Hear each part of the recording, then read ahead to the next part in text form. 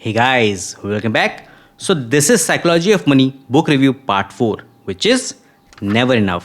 इस चैप्टर की शुरुआत मॉर्गन एक क्लासिक रैग टू रिचेस वाली स्टोरी से करते हैं जिसमें वो एक इंडियन व्यक्ति जिनका नाम रजत गुप्ता है उनके बारे में बताते हैं। रजत का जन्म कोलकाता में हुआ था और बचपन में ही उनके पेरेंट्स की डेथ की वजह से उनकी शुरुआती लाइफ काफ़ी मुश्किल से गुजरी थी। बट इन सब के बावजूद उन्होंने काफ़ी मेहनत की और बाय हिज मिड 40s वो दुनिया की top consulting firm McKinsey and company के सीईओ बन गए थे। और वो यही नहीं रुके, आफ्टर रिटायरिंग 2007 उन्होंने यूनाइटेड नेशंस और वर्ल्ड इकोनॉमिक फोरम में भी काम किया। So basically from the slums of Kolkata वो दुनिया के one of the biggest businessman बन गए थे और कुछ एस्टिमेट्स के अनुसार उनकी net worth around 100 million US dollars हो गई थी, मतलब 800 करोड़ रुपए। अब जहां हम जैसे कई लोगों के लिए इतना ढेर सारा पैसा तो बस एक ड्रीम ही होता है, बट रजत इतने पैसों में भी सेटिस्फाइड नहीं थे क्योंकि उन्हें बिलियनियर बनना था। After some time Rajat Goldman सैक्स के बोर्ड मेंबर बन जाते हैं, surrounded by some of the richest investors in the world. But in 2008 financial crisis आ जाती है जो गोल्डमैन सैक्स को भी बुरी तरीके से अफेक्ट करती है, जिससे इस बैंक का सर्वाइवल भी खतरे में आ जाता है। तब इस बैंक को बचाने के लिए वॉरेन बफेट सामने आते हैं और बैंक के बोर्ड मेंबर्स के सामने बैंक में 5 बिलियन यूएस डॉलर्स इन्वेस्ट करने का कमिट करते हैं। ये एक बहुत बड़ी न्यूज थी जो जैसे ही पब्लिक होती गोल्डमैन सैक्स के शेयर्स की वैल्यू काफी बढ़ जाती। And because as a board member Rajat को भी ये बात पता लग गई थी, उन्हें इसमें काफी पैसा बनाने की एक अपॉर्चुनिटी दिखाई दी। उन्होंने ये बात अपने एक दोस्त को बता दी और दोनों ने मिलकर गोल्डमैन सैक्स के ढेर सारे शेयर्स खरीद लिए।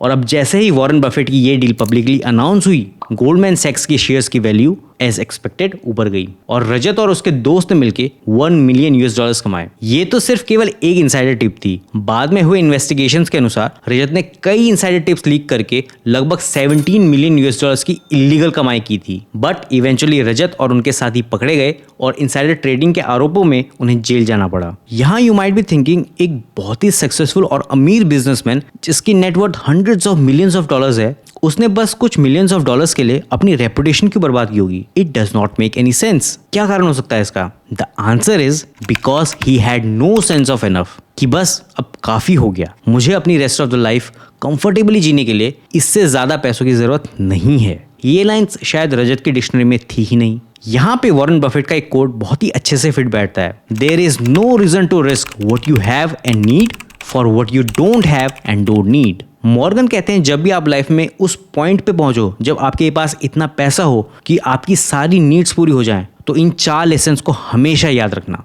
Number 1, the hardest financial skill is getting the goal post to stop moving. Life में कुछ फाइनेंशियली अचीव करने के बाद अगर आपके डिजायर सेटिस्फाई होने के बजाय और भी ज्यादा बढ़ जाते हैं तो मॉर्गन इस बिहेवियर को काफी डेंजरस मानते हैं, क्योंकि और भी ज्यादा पाने की एक्सपेक्टेशंस लोगों को इरेशनल रिस्क लेने पर मजबूर कर देती है, जो लॉन्ग टर्म में आपको बस एक फालतू का स्ट्रेस देगा और अगर आप अनफॉर्चुनेट हुए तो ये आपको बर्बाद भी कर सकता है। जस्ट लाइक रजत, मॉर्गन मानते हैं कि हमें लाइफ में कभी ना खत्म होने वाले मटीरियलिस्टिक डिजायर्स के बदले हैप्पीनेस को चेज करना चाहिए, जिसका उन्होंने एक फॉर्मूला भी दिया है, happiness is equals to results minus expectation. Number 2, social comparison is a problem here. America में एक नए बेसबॉल प्लेयर को करीब $500,000 यूएस डॉलर्स मिलते हैं, जो बहुत सारे लोगों के लिए काफी पैसा है। बट अगर ये नया बेसबॉल प्लेयर अपने को किसी सीनियर मोस्ट प्लेयर से कंपेयर करने लगे जिसे let's say 36 million US dollars a year मिलते हैं, तो सडनली अपने आप को गरीब समझने लगेगा। सिमिलरली अगर ये सीनियर प्लेयर अपने को किसी हेज फंड मैनेजर से कंपेयर करने लगे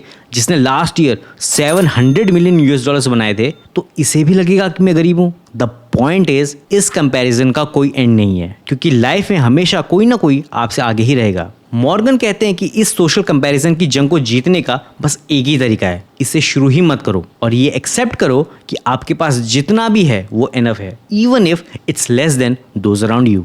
number 3, enough is not too little. कई लोगों को ये लगता है कि ये एनफ वाला माइंडसेट, कि मेरे पास एनफ है, ये माइंडसेट आपसे बड़ी अपॉर्चुनिटीज को मिस करा देगा, क्योंकि आप में फिर ज्यादा कुछ अचीव करने का डिजायर ही नहीं रहेगा। बट मॉर्गन कहते हैं कि ये बात बिल्कुल भी ठीक नहीं है, क्योंकि जरूरत से ज्यादा की चाहत आपको स्ट्रेस देने के अलावा आपसे बड़े क्राइम भी करा सकती है, just like Rajat. And last point number 4, there are many things never worth risking no matter the potential gain. इसमें मॉर्गन एक लिस्ट ऑफ थिंग्स बताते हैं जिसको हमें कभी भी रिस्क में नहीं डालना चाहिए, नो मैटर हमें उसके बदले में कितना भी बड़ा रिटर्न मिल रहा हो। और ये है आपकी रेपुटेशन, आपकी फ्रीडम, आपके फैमिली और फ्रेंड्स और आपकी हैप्पीनेस। मॉर्गन कहते हैं कि आपकी ये सारी इनवेल्युएबल चीजें तब तक सेफ रहेगी जब आप ये रियलाइज कर लोगे कि it's time to stop taking risk, क्योंकि यू हैव एनफ।